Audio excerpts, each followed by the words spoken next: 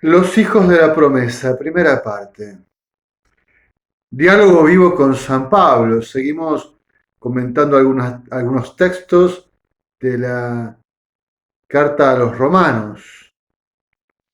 Justamente en el capítulo 9, versículos 1 al 5, podemos leer. Digo la verdad en Cristo, no miento. Mi conciencia me lo atestigua en el Espíritu Santo.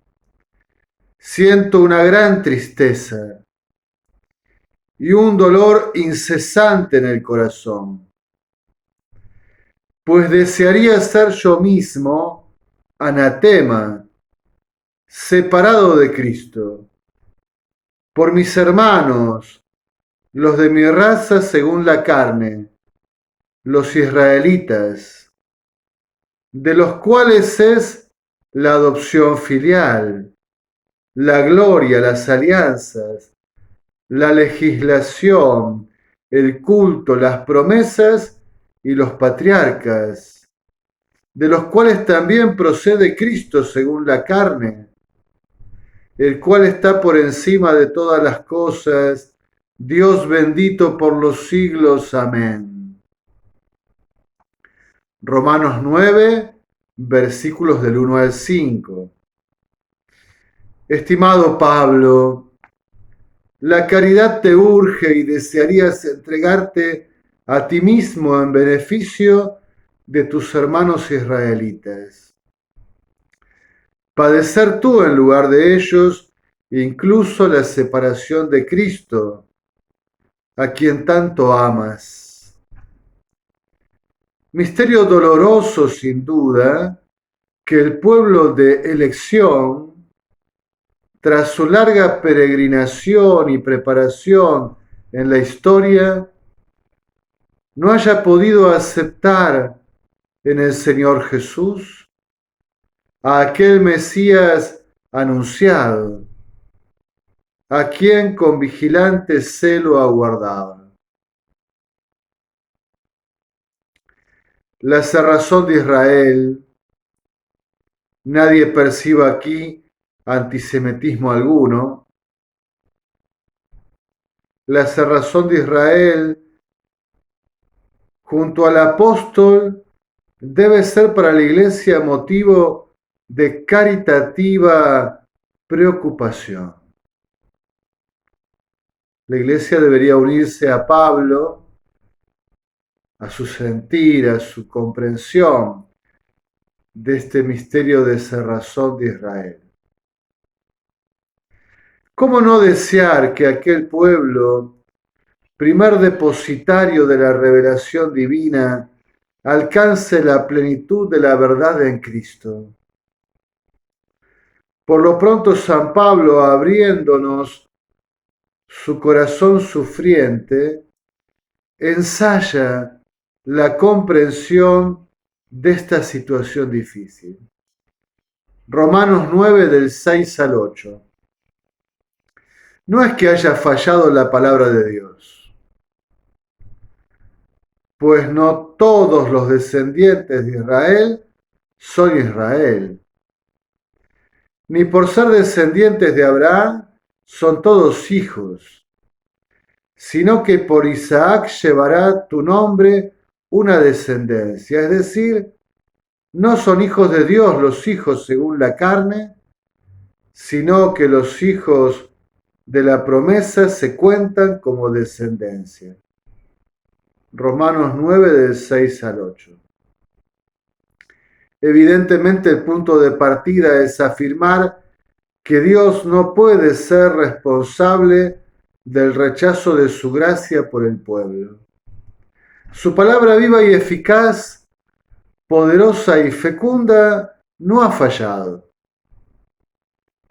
Es el corazón humano quien se ha endurecido hasta volverse casi impenetrable.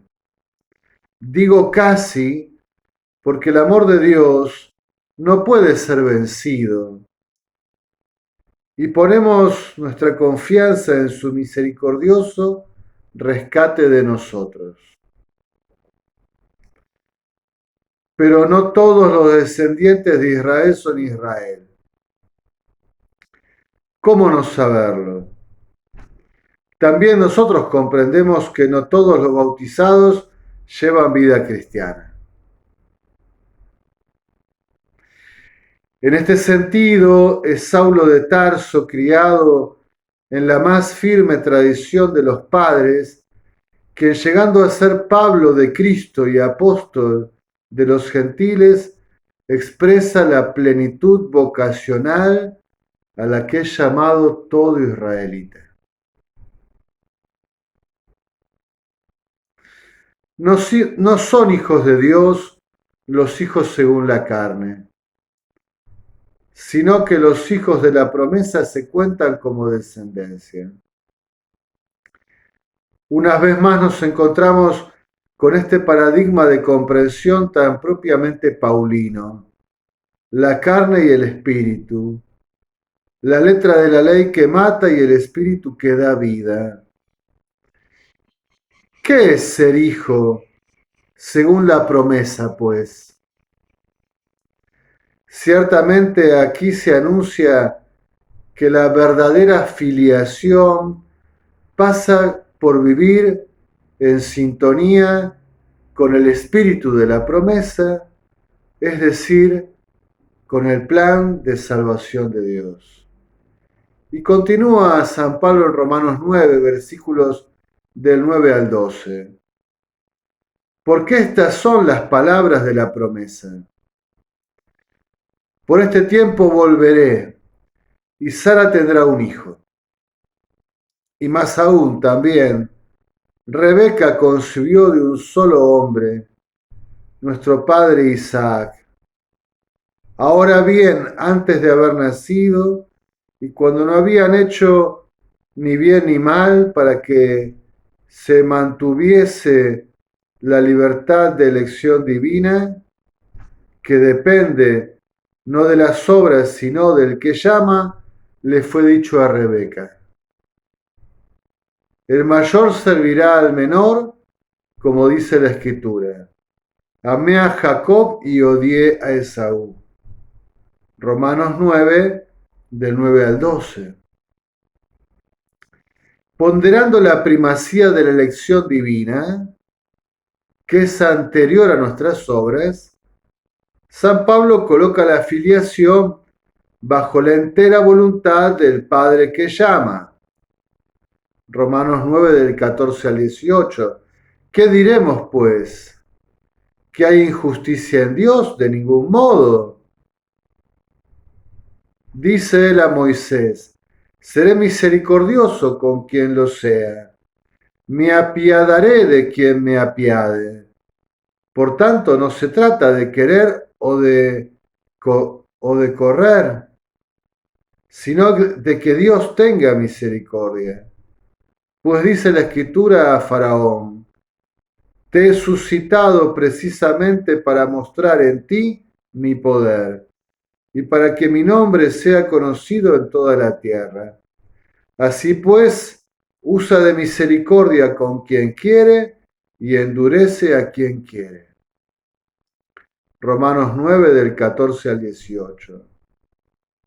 La clara intención del apóstol es confesar la prioridad del llamado misericordioso de Dios, tanto como que toda la historia se encuentra entre sus manos y bajo su plan providente. Obviamente surge el interrogante, si tal afirmación es entendida mecánicamente, pues ¿dónde quedaría la libertad humana? Y por tanto, ¿qué responsabilidad se nos podría exigir? Asimismo lo prevé Pablo, Romanos 9 del 19 al 21. Pero me dirás entonces, ¿de qué se enoja? Pues ¿quién puede resistir a su voluntad? Oh hombre, pero ¿quién eres tú para pedir cuentas a Dios? ¿Acaso la pieza de barro dirá a quien la modela: ¿por qué me hiciste así? ¿O es que el alfarero no es dueño de hacer de una misma masa unas vasijas para usos nobles y otras para usos despreciables? Romanos 9, del 19 al 21. Sin duda el apóstol, que se anticipa a la debilidad de su argumento teológico, intenta dar una solución que sin embargo tampoco termina de romper con la objeción. Pues si nos hizo así, ¿qué culpa tenemos, verdad? Pero sinceramente creo que hay que rescatar el trasfondo implícito en la afirmación Dios es misterio y el misterio de Dios y de su voluntad va más allá de cualquier comprensión humana. La fe bíblica muchas veces atestigua esta humilde y libre sumisión al Señor de la sabiduría y la gloria. Justamente la filiación debe apoyarse en esta confianza en el Padre, que a veces parece superar con sus designios insondables nuestra capacidad racional. No se trata de caer en el fideísmo, solo de aceptar que nos hallamos en la frontera del misterio, justamente allí donde su riqueza desborda nuestra capacidad y su excedencia nos invita a ponernos de rodillas o postrarnos. Que la razonabilidad de Dios supere a la nuestra no la vuelve irracional. Entiendo que San Pablo experimenta al mismo tiempo la tragedia misteriosa de su pueblo como la santidad de Dios. Y se invita a sí mismo y a todos nosotros a una actitud humilde de fe, tan conforme al vínculo de la filiación. Romanos 9 del 22 al 24. Pues bien, si Dios, queriendo manifestar su cólera y dar a conocer su poder, soportó con gran paciencia objetos de cólera preparados para la perdición, a fin de dar a conocer la riqueza de su gloria con los objetos de misericordia que de antemano había preparado para gloria, con nosotros, que hemos sido llamados no solo de entre los judíos, sino también de entre los gentiles. Romanos 9 del 22 al 24. Claro que esta doctrina paulina sobre la predestinación es compleja de interpretar. De hecho, en la historia del cristianismo ha sido propuesta numerosas veces de modo erróneo y herético. Como ya hemos comentado en otro artículo, debemos considerar que la omnisciencia de Dios, que eternamente penetra todos los tiempos y conoce absolutamente todo el universo creado de principio a fin, no quita nada de movimiento a la libertad humana y no exonera de responsabilidad personal a cada hombre que viene a este mundo.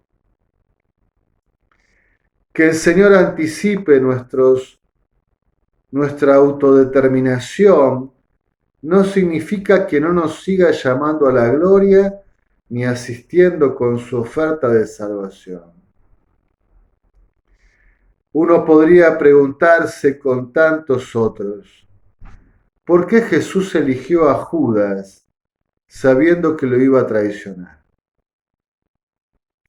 No lo indujo ni le obligó a traicionarlo. Solo conoció que lo haría. Y lo eligió porque lo amaba.